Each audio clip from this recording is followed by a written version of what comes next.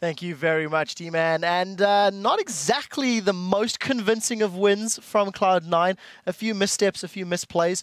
We saw the Kale coming out as well. Interesting pick. Monte Cristo, what was your take on balls and the picks and bans? Okay, well, coming into this game, we talked a little bit about Cloud9's picks and bans, which are normally quite good, which is, I don't remember the last time I was actually questioning Cloud9's pick and ban phase, but at Worlds, it's been a little bit rocky. And just the draft in general, they had an opportunity to take Syndra in their first round, and then it kind of fell off.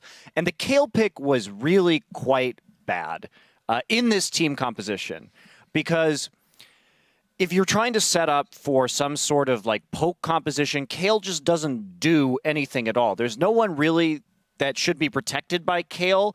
If they're already on your back line, you're going to lose the fight regardless. So if you're going to take the Kale in the top lane, I would have said take Talon in mid lane. If you're going to take the Xerath in the mid lane, I would have said take Lulu or Mundo up in the top lane. Just build some more synergy with the poke, be able to have a tank or another long-range poke champion in there. And Mundo does really well against Ryze and lane. Just bizarre picks.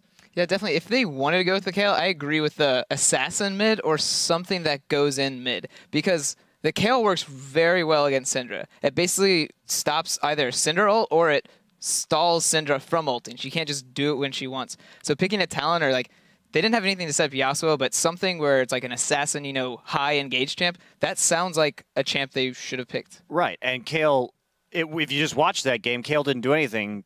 Balls went in, teleported in, ulted himself, and then died, like every time. I would have liked to see a Mundo, honestly. Yeah, the Mundo would have been great. Seen Mundo in this stage, and I don't know why. The previous stage in Taiwan was all over this champion. Freddy's Mundo in particular was incredible. He was doing excellently on it, and especially against a triple AP comp. We know Balls plays as champion. Like, this is a really strong pick, and in the poke comp, cleavers are pretty deadly. Maybe they're just having a little bit of fun with their team comp, experimenting, showing some cards. Just very quickly, Sneaky looked pretty solid in the laning phase with that Lucian. Care to comment on his play? Yeah, that was a really rough matchup for KaBuM. When you're playing Jinx, who has actually no ability at level 1, rockets don't really count. Rockets are an auto attack.